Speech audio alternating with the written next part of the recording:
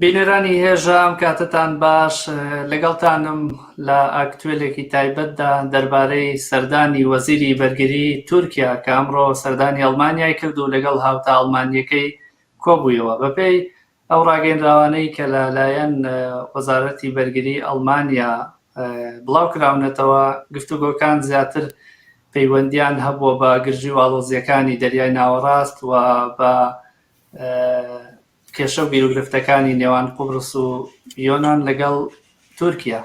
بەڵام لەگەڵەوەدا زۆرێک لە مێدیاکان باس لەوە دەکەن، بەتایبەت ڕایگشتی کوردی لە ئەڵمانیا، کە ئەم گفتوگۆ و ئەم سەردانە پەیوەندی هەیە بە ئەو ئۆپەراسیۆنەی کە تورکیا دەیەوێت لە دژی شەنگال و ڕۆژاوای کوردستان ئەنجامی بدات، بەتایبەت پاشەوەی کە خولوسی ئاکار وەزیری بەرگری تورکیا پێش ئەم سەردانەی بۆ بەرلین سەردانی بابدا و هەولێرێکی کردبوو. لەبەرەوە ئەمڕۆ لە بەرلینیش هاوکات لەگەڵ سەردانی ئاکار خۆپیشاندانی ناڕەزایەتی بەڕێوەچوو کوردستانیانی بەرلین و ئازادی خوازان لە دژی ئەم سەردانە گردبوونەوەیان ساز کرد و داوایان کرد کە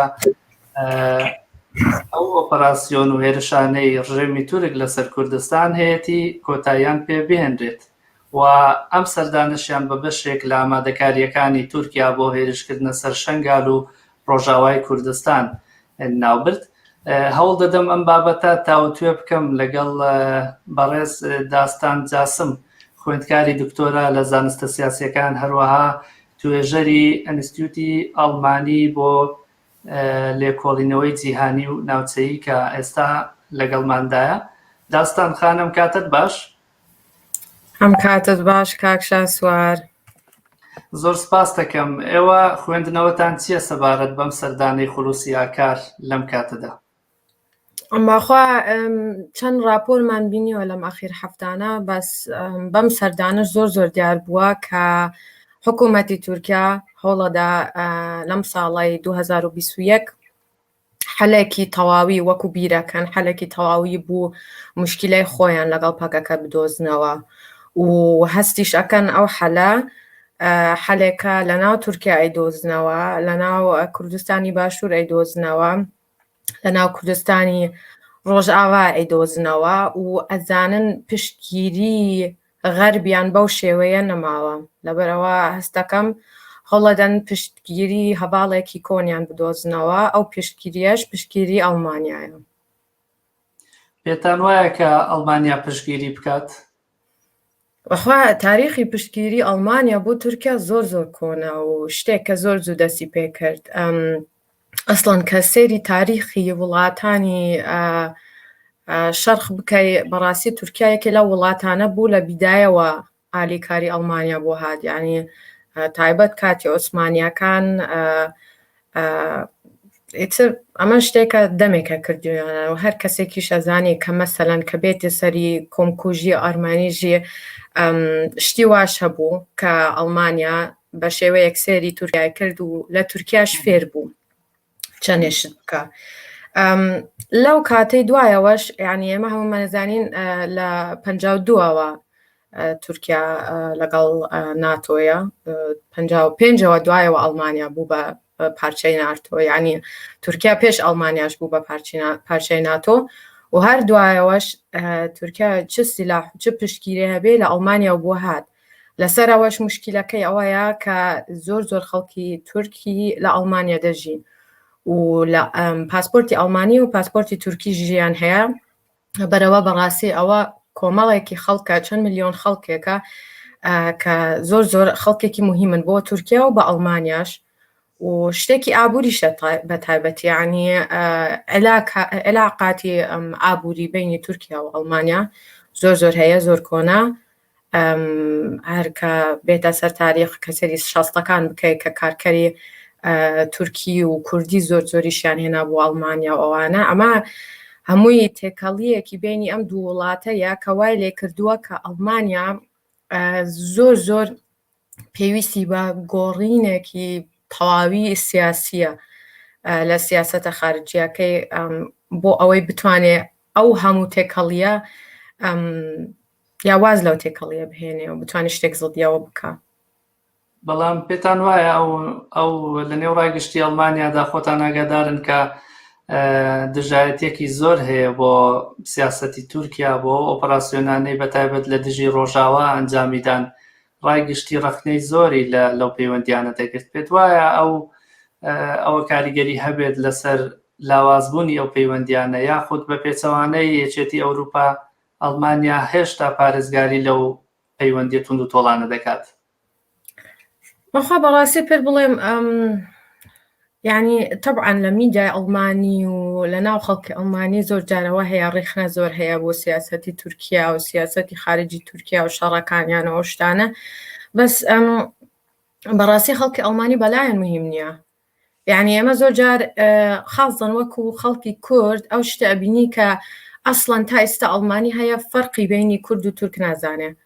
یعنی ئەوە مشکلەیەکی زۆر گەورەیە. لەبەرەوە تابعاً کاتی وا هەیە کە ئەڵمانیەکان زۆر ڕێخنەی تورکیا و سیاسەتی تورکیەکەن، بەس ئەو ڕێخنەیە ئەکەن لەبەرەوەی پێیان ناخۆشە کە هەست ئەکەن تورکیا دەستیان ئەگاتە ئەڵمانیا.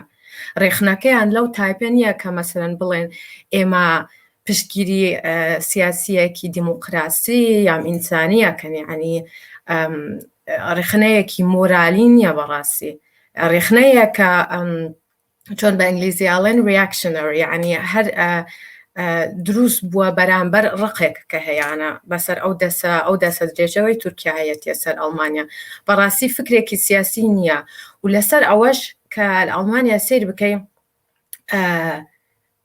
هەر حزبێک هەبێت ئەڵمانیا هەوڵ ئەدا دەنگی خەڵکی تورک یعنی بۆی بێ ئەو دەنگانە.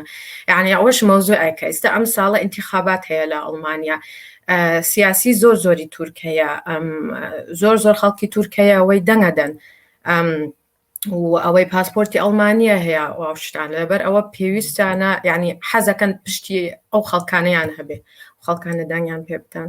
هەست ناکەم بەڕاستی ڕخنەیەکی وایی بێ کە زەختەکەی ئەوە نەتون بێ کە بتوانێت بەڕاستی سیاسەتی خارجی ئەڵمانیا بگۆڕێ. بەڵێ باسی ئەوەت کرد کە سەردانەکە پەیوەندی هەیە بە هاوکاریکردن بۆ هێرشکردنە سەر پەکەکە یاخودەوە ئۆپەراسیۆنانەی کە بەردەوام لەسەر باشوور و ڕۆژاوای کوردستان هەیە. بۆچی پێتان وایە بۆچی لە ڕاگەیەنراوەکەی وەزارەتی بەرگری ئەڵمانیادا ئاماژە بۆ خاڵە نەکراوە؟ زیاتر سەرنجیان خستۆتە سەرەوەی کە ئەڵمانیا مەبەستێتی ناوبژیوانی بکات لە نێوان تورکیا و یۆنان و قوبرس بۆ چارەسەرکردنی ئاڵۆزیەکانی دەریای ناوەڕاست. بۆچی ئاماژە بەوە نەکراوە؟ وا بەڕاستی بڵێن مەسەلەی تورکیانی ناک بەس لە کوردستان و لە یۆنانە، یعنی تورکیا لە لیبیایە، تورکیا لە ئەرمەنستانە، لە چەند وڵاتێکە. بەس مەوزوعەکە دوو لای هەیە. یەک لایەک ئەوەیە کە ئێمە قەت 100% نازانین لەو گفتوگوانە بەڕاستی باسی چیاکەن. یعنی ئێستا تەبعاً لە میدیا ئەوانە باسی مەسەلەی یۆنانەکەن لەبەرەوەی شتێکە کە حەقی ئەوەیان هەیە پرسیاری ئەوە بکەن، لەبەرەوەی ئیتر یۆنان وەکو ئەڵمانیا دەوڵەتێکی ئەوروپیە، بەس کە بێتە سەر وڵاتەکانی کە گفتوگۆ تەبعاً هەیە، گفتوگۆ هەیە لەسەر ئەو مەوزوعانە و مەوزوعی مهمن و مەوزوعی مهمیشتن بۆ ئەڵمانیا، بەس ئەڵمانیا دەستی ناگا بۆ ئەو شتە. یعنی ئەڵمانیا بە چه حەقی ئەتوانێت دانیشێ بڵێ بە تورکیا تو ئەوە بکە ئەوە مەکە. بەڕاستی 50 ساڵە 6 ساڵە ئەوروپا و ئەمریکا قبوڵی هەموو شتێکیان کردو بۆ تورکیا. لەبەرەوەی ئێستا ناتوان لە پڕم ساڵە بڵێن نا ئێمە ئێستا ئەڵێن دوور بکەون لە کوردەکان ئەم شتانە نەکەن ئەو شتانە نەکەن. ئەو شتانە بەڕاستی نییە. لەبەرەوە من هەستەکەم ئەو مەوزوعانە مهمن، مەوزوعی یۆنان بەلایەن مهمە، بەس بۆ مهمە بەلایەن لەبەرەوەی یۆنان لەگەڵ ئەوان لە یەکگرتووی ئەوروپیە ئەو حەقەیان هەیە کە پرسیار بکەن لەسەر ئەو شتانە و زەخت بکەن سەر ئەو شتانە، بەس دەستیان ناگا بۆ مەوزوعی کوردستان و ئەرمەنستان و لیبیاوانش. بەڵام پێتان وایە هەموو یەکێتی ئەوروپا هەمان هەڵوێستی ئەڵمانیای هەبێت یاخود پەیوەندیەکانی نێوان ئەڵمانیا و تورکیا زۆر توند و تۆڵترن لە پەیوەندی وڵاتانی دیکەی ئەوروپا لەگەڵ تورکیا؟ بەڕاستی یعنی چەند وڵاتێک هەیە ڕخنەی زۆریان هەیە لە ناو ئەوانە تەبعاً یۆنانە، لە ناو ئەوانە قوبروسە، لە ناو ئەوانش فەرەنسایە. فەرەنسا لەگەڵ پرۆژەی خۆی پاکس مێدیتێرانیا بەڕاستی پرۆژەیەکی جودای هەیە لەگەڵ وڵاتیکە و لەسەر ئەوەش مەسەلەن تیرۆرکردنی مامۆستای نابەناوی ساموێل پاتی لە ساڵی 2020 لە شاری لیۆن بەڕاستی ئەوەش مەوزوعێک بوو کە زۆر زۆر توندوتیژی و شەڕی دروست کردووە بینی فەرەنسا و تورکیا. دوای کوشتنەکەی ئەو مامۆستایە مەسەلەن زانیاری بڵاو بووە کە ئەو کەساوەی مامۆستاکەی تیرۆر کرد ئەخیر کۆنتاکتەکەی لەگەڵ کەسێک بوو لە ئیدلیب و ئیدلیب بەدەستی تورکایە. یعنی ئەوە شتەی وایە ئەوە زانیاری وایە ئەوەی فەرەنسا ئەیزانێ و فەرەنسا زۆر پێی ناخۆشە. بەس هەر چۆنێکیش بێ ئەڵمانیا هەر بیتۆی خۆی دانا و ئەڵمانیا بەڕاستی وڵاتێک یعنی یەکێ لە مهمترین وڵاتی یەکگرتووی ئەوروپیە لەبەرەوە هەر چۆنێکیش وڵاتی کە هەبێ کە ڕێخنەیان هەیە یعنی ناتوان بیتۆەکەی ئەڵمانیا لا ببن. ئەمڕۆ لە مێدیاکان زۆر گرنگی بە لە مێدیاکانی ئەڵمانیا هەڵبەتە گرنگی بە خۆپیشاندانی کوردستانیانی بەرلینرا کە ئاماژەیان بۆ ئەوە کردبوو کە ئەوان پێیان وایە دیدار و کۆبوونەوەکان بۆ هێرشکردنە سەر باشوور و ڕۆژاوای کوردستانە.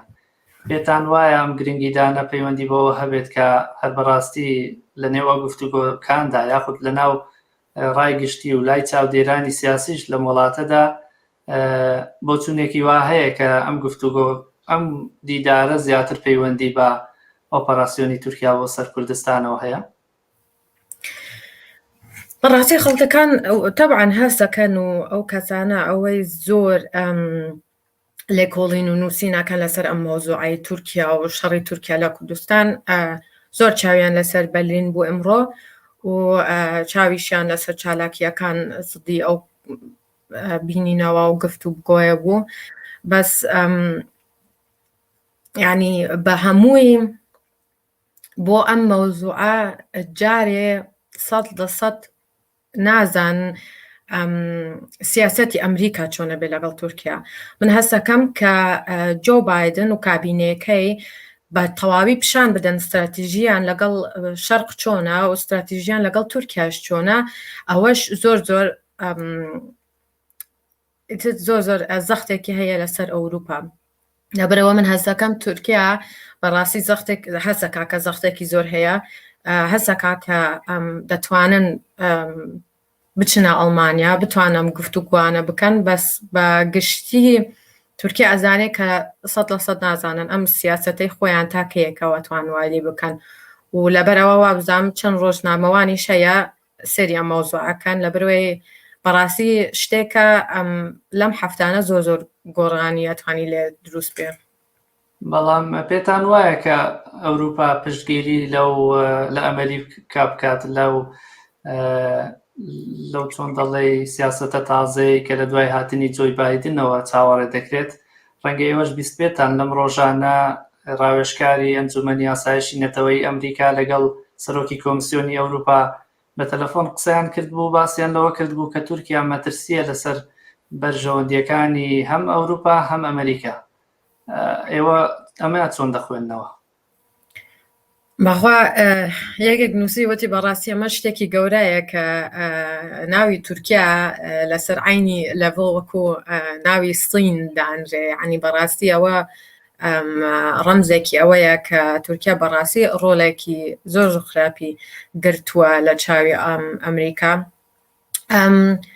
من حەسەکەم کە چەند مۆزوعێک هەیە کە بەسەر ئەو مەوزوعانە ئەوروپا و ئەمریکا هەوڵەدەن دوای ئەم ئەخیر 4 ساڵی ترامپ نزیک بکەونەوە لە یەک لایەکی ئەوە سیاسەتی خارجیە بەڕاستی و ئەوەش مۆزوعێکە کە ئەیانوێ لەگەڵ یەک حەلێکی بۆ بدۆزنەوە و لەبەر ئەوە پرسیارێکی گەورە لەم علاقەی بینی ئەوروپا و ئەمریکاش ئەوەیە ئەمریکا هێن ئەڵمانیا چ ڕۆڵێکیە بێ. ینی بەڕاستی لەم مەوزوعیە بینی ئەوروپا و ئەمریکا بەرامبەر تورکیا گەورەترین پرسیار ئەوەیە ئەڵمانیا ڕائیەکەی وا ئەمێنە یام ئەگۆڕێ و ئەوە بەس ئەیزانین دوایەوە ئینتیخاباتەکان هەبێ ئەم ساڵێتی لەبەرەوە ئەم انتخاباتانەی ئەڵمانیا ئەوەش مەسەلەیەکی زۆر حساسە و من حەسەکەم کە گروپێک خەڵکی کە هەیە لە سیاسەتی ئەڵمانی بەڕاستی ئەتوانن تۆزێ ئەم مۆزوعە بگۆڕن و ئەم فکرکردنەی سەر تورکیا بگۆڕن بەس جارێ بەڕاستی زۆر دیار نییە. مەبەستت کام گروپانەیە گروپە چەپەکان؟ گروپی چەپ ینی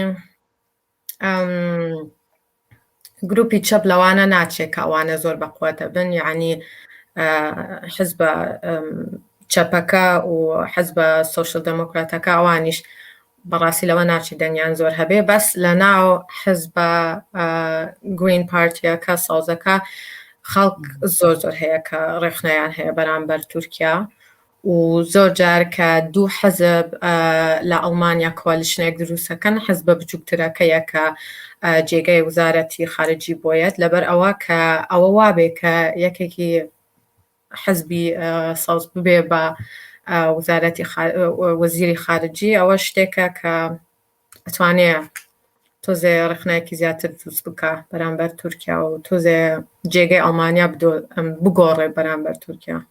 کەواتە چاوەڕێ دەکرێت لە پێکهێنانی حکوومەتی نوێی ئەڵمانیادا سەوزەکان بێنە پێشەوە. باخوایەتر ئەخیری ڕۆژەکە سیاست هەر سیاستە و تاریخی ئەڵمانیا تاریخی ئەڵمانیایە و عێلاقەی ئەڵمانیا و تورکیا عێلاقەی ئەڵمانیا و تورکایە. هەندێک خەڵکی سیاسی هەیە کە ئەتوانن لە 4 ساڵێکی حکوومەتی بتوان گۆڕانکاریەک بکەن بەس گۆڕانکاریەکی تەواوی لەسەر مەسەلەی تورکیا و خاصن لەسەر مەسەلەی کورد وابزانم ئەڵمانیا ئەخیر وڵاتە بێ کە گۆڕانکاری بەسەر ئەم مۆزوعە بکە. باشە داستان خان ڕایگشتی تورکی لە ئەڵمانیا کاریگەریان زۆرە لەسەر سیاسەتی ئەم وڵاتەوە دایمەنیش ئەم حکوومەت ڕەچاوی ئەوان دەکات بۆچی لە نێو کوردەکاندا ئەوە نابینرێت وەک پێویست باز لەوە دەکرێت کە زیاتر لە ملیۆنێک کورد لە ئەڵمانیا دەژی بەڵام بۆ نەیانتوانی وە کاریگەری دروستکەن لەسەر سیاسەتی ئەم وڵاتە؟ لاوە پرسیارێکی زۆر مازنە. ئێمە زۆر ینی چەند گروپی جیاوازمان هەیە لە ناو کوردی خارج بەڕاستی گروپی کوردی خارجی ئەڵمانیا گەورەترین گروپی خارجیە ینی کورد فەرقی زۆر هەیە کوردی تورکیا هەیە ئەوەی لە 60ەکان و 70ەکان هات ئەوەی خۆیان پێشووتریش لە تورکیا زۆر تێکەڵی شتی سیاسی بوون و لە ئەڵمانیاش هەر ئیشی سیاسیان کرد. کوردی خۆمان کوردی عێراق جیاوازیەکیان هەیە جیلەکەی ئەوەی پێشی نەوەتەکان هاتنە ئەڵمانیا زۆر جار هەر هێزێکی سیاسی زۆر زیاتریان مابوو یعنی لەبەرەوەی بۆ سەبەبی سیاسی هاتنە خارج هەر زیاتر هەوڵیاندا تێکەڵ بن و تێکەڵی کوردی کەش بن بەس دوای نەوەتەکان بەڕاستی ئەبینین کە فەرقی بینی گروپە کوردەکان زیاتر بوو و بەڕاستی هێزی سیاسی شەبوو کە نەیانویست کوردەکان زۆر یەک بگرن. یەکێک لەو هێزانە ئەوەیە کە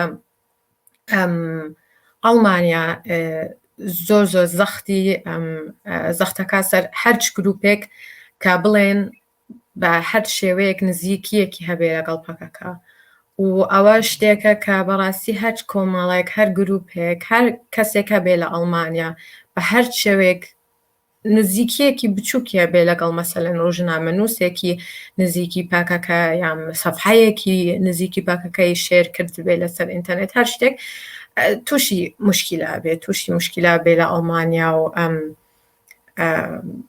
ئیتر ئەوە چەند شتێکی وایەوە ئیتر پێڵێن کریمینالیزیشن ئەو شتەوا لێ کردووە کە هێزی کوردی زۆر زەختی بەڕاستی نەماوە. لە لایکی کەوەش سیاسەتێکمان هەیە لە ئەڵمانیا کە ئەڵمانیا بەس دەیەوێت گفتوگۆ بکات لەگەڵ ئەو کوردانەوەی بە کوردی باش دەزانێ و کوردی باش بەلای ئەو کوردانەیە کە پشتی ئەو حزبانە بگرێ کە حکومڕانی هەرێمی کوردستانی عێراقن و و بەڕاستی ئەوانی تر بە شێوەیەک یعنی پشتگیریەکی جیاوازی ئەڵمانیان هەیە بەرامبەر گروپە ئەڵمانیاکانی کە لەبەرەوەوە چەند نقطەیەکن ئەوەی کە زۆر قورتیان کردووە بەس لەلایەکی کەوەش مەسەلەیەکی جیلە کەسە جیلە کۆنەکە دەمێکە لە ئەڵمانیان زمانەکە قسەکەن و ئەوانە بەس جیلێکی تازەس هەیە خازن کوردی ڕۆژ ئاوا و ئەوانە کە لە 2015 هاتن ئەوانیش وەزعیان تۆزێ جیاوازە و تێکەڵیان تۆزێ جار کەمترە لەگەڵ کوردەکانەوەی دەمێکە لێرن لەبێترەوە چەند نقطەیەکە کەوای لێ کردووە کە کوردەکان بەڕاستی زۆر یەکیان نەگرتووە لە مەسەلەی سیاسی و لە مەسەلەی لۆبینگ. کەواتە هەمان ئەو مامەڵەی کە تورکیا لەگەڵ کورد دەیکات بە نزیکەی ئەڵمانیاش بە هەمان شێوە مامەڵە دەکات. ئەوانیش پێیان وایە کوردە باشەکان هەن ئەوانەی کە نزیکن لە خۆیانەوە کە هاوپەیمانیانن ئەوانەی دیکەش کوردە خراپەکەی و تیرۆریستن. نەوایە بەڕاستی وایە و کە ئەسڵنیش سێر بکەین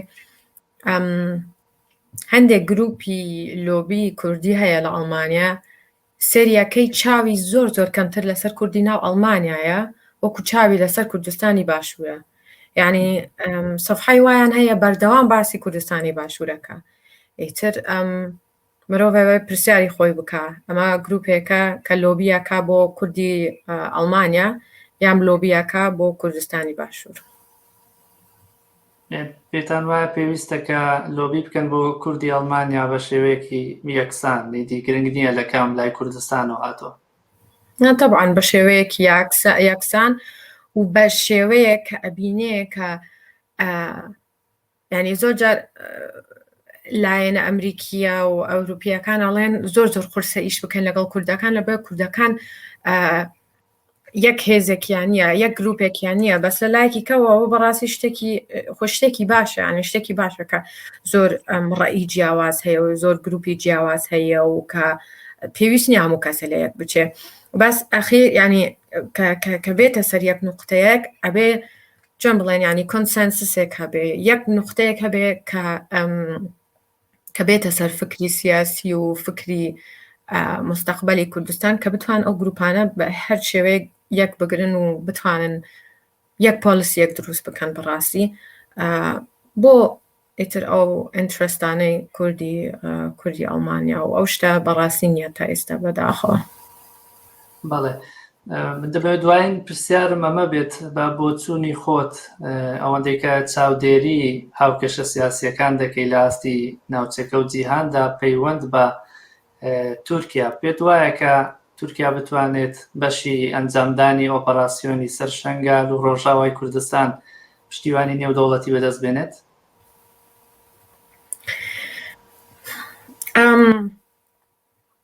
زۆر جاروان نییە کە پشتیوانی نێودەوڵەتی تەواویان هەبێ بەس سیستەمی نێودەوڵەتی ئەو مشکلەی هەیە کە بە تەواوی یەک فکرێکیان نییە یەک استراتیژیەکیان نییە لەگەڵ تورکیا یعنی استراتێژی لەگەڵ تورکیا ئەوە 50 ساڵە 6 ساڵە بیرەکان ئەمە وڵاتێکە بینی ئاسیا و ئەوروپا وڵاتێکە نزیکە لە ڕووسیا لەبەرەوە ئەبێ زەختمان هەبێ سەر وڵاتە ئەبێ دەستمان بگاتە ئەو وڵاتە بەس لەوە زیاتر بیریان نەکردووە یعنی 3 جار حکومی جێشی هەبوو 3 جار ئەو هەموو مشکلانە هەبوو بەڕاستی هیچ کەس بەلای مهم نەبوو لەبەرەوە هەزەکەم بەڕاستی تورکیا پشتگیریەکی وایی نییە بەس کەمی استراتێژیەکی نێودەوڵەتی هەیە بەرامبەر تورکیا کە وای لێ کردووە کە تورکیا بتوانێت هەموو شتێک بکە. بەڵێ زۆر سپاس دەکەم داستان خان کە لەگەڵمان بووی سپاس بۆ شیکردنەوەکانت. زۆر سپاس. بینەرانی هێژە ئاکتوێلێکمان پێشکەشکردن دەربارەی سەردانی وەزیری بەرگری تورکیا بۆ ئەڵمانیا و کۆبوونەوەکانی لەگەڵ هاوتە ئەڵمانیەکەی تا بەرنامەیەکی دیکە هەر شاد بن.